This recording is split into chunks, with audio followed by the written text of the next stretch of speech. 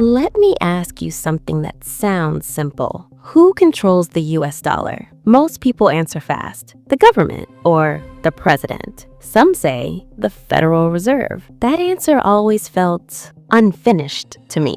Because if someone really controlled the dollar, why does it feel like no one's in control when prices go up? I used to think money worked like a steering wheel. Someone turns it, the car goes left or right. But the more I looked at it, the more it felt like something else entirely. Most of us picture money like a stack of bills. There's a big room somewhere, Washington maybe. A few serious people sit at a table. They decide how much money exists. If prices go up, they just stop printing. If things get bad, they print more. Simple, almost like a water tap. Too much water, turn it down. Too little, turn it up. That's the story we carry in our heads. And honestly, it makes sense. But here's the part that bothered me. If money really worked that cleanly, why does it never feel clean in real life? Here's something strange. Most dollars you use every day were never printed. No ink, no paper, no trucks delivering cash. They were typed into existence. That was the moment I paused. Because once money becomes numbers on a screen, control starts to look very different. So, who create dollars? Okay, slowly. There are three main forces touching the dollar. Not one, not a mastermind, more like a system that runs itself. First, Congress. Congress has the power to authorize spending. They decide what money should be spent on. Wars, roads, healthcare, emergency bailouts. But here's the key part. They don't create the dollars.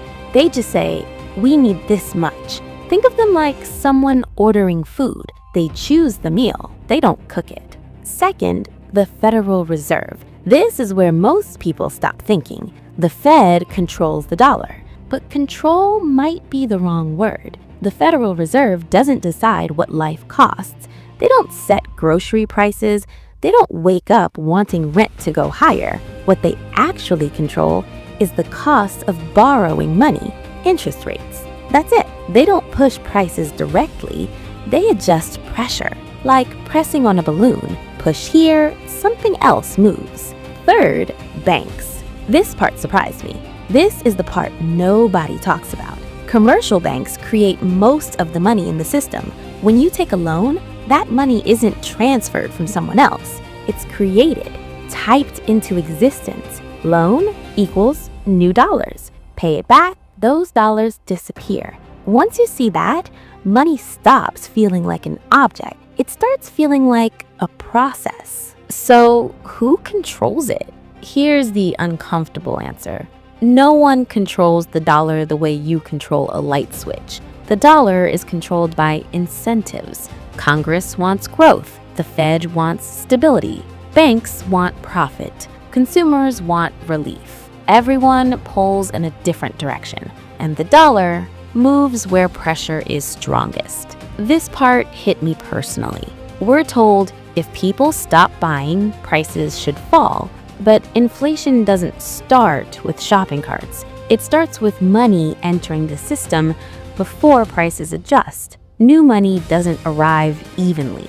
It hits financial markets first, asset prices first, corporations first. By the time it reaches everyday people, prices have already moved. So you feel poorer, even if you changed nothing. That's not because you failed. That's because the system moves in layers. There's no secret room, no evil button, just structure. The system was built for flexibility, speed, crisis response. Side effects come later. Inflation isn't a decision, it's a consequence. Here's what people actually feel. I'm doing everything right. Why is life still getting harder? That feeling isn't irrational. It's feedback. It's what happens when money changes faster than wages, when assets inflate before income does. Understanding that doesn't fix everything, but it does something important. It removes shame. So who controls the dollar? Not a person, not a building, not even the Fed really. The US dollar is controlled by incentives, debt, confidence, and time. It's less like a machine and more like weather. You can predict patterns, you can prepare, but you can't command it. Once I realized this, money stopped feeling like a personal failure and started feeling like a system I needed to understand. Not fear, not worship, just understand. Because clarity is calmer than panic. If you want to understand money instead of fearing it, you know where to find me. This is Money Odyssey,